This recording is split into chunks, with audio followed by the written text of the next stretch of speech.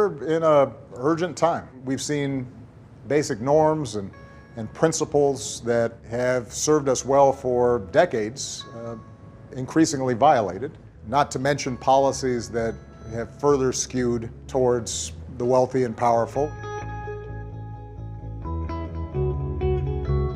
I'm here at the campus of University of Illinois in Champaign-Urbana talking to young people about why this election matters. And obviously a lot of them are reading the headlines and trying to figure out what in the heck has happened to our government. But what I've told them is they shouldn't be discouraged.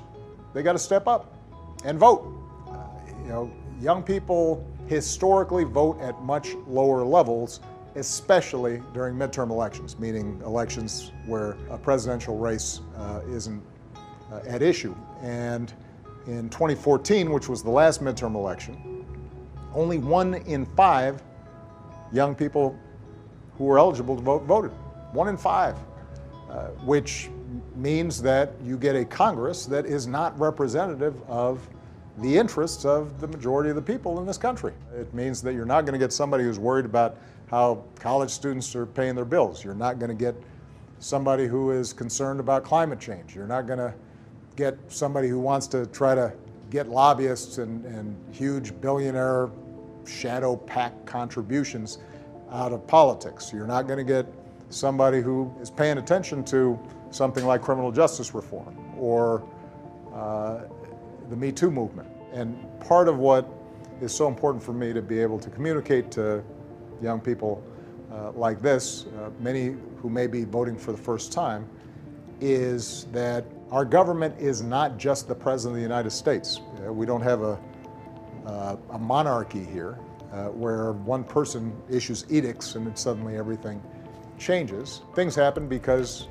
you have not just a president, but a Congress and a state legislature and governors and a whole host of elected officials who are constantly determining whether or not our criminal justice system is treating everybody fairly, or whether or not workplace discrimination laws and equal pay laws for women are being enforced, and is determining whether or not we're protecting that lake or that stream from pollution.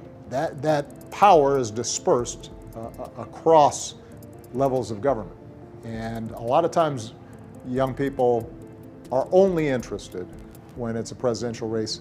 This is one of those moments where we have to make sure they understand that it's a lot more than just the presidency. And if you're concerned about what we've been seeing out of the White House over the last couple of years, and I think we're seeing some unprecedented behavior that violates norms that in the past have been observed by both Democrats and Republicans. The only check on that behavior is going to be having a Congress and other elected officials across the country who stand up for American values and American ideals, things like rule of law and freedom of the press, and not trying to intimidate enemies by threatening them with the criminal justice system, and being transparent and disclosing potential conflicts of interest. Basic stuff that doesn't even get to policy yet, but really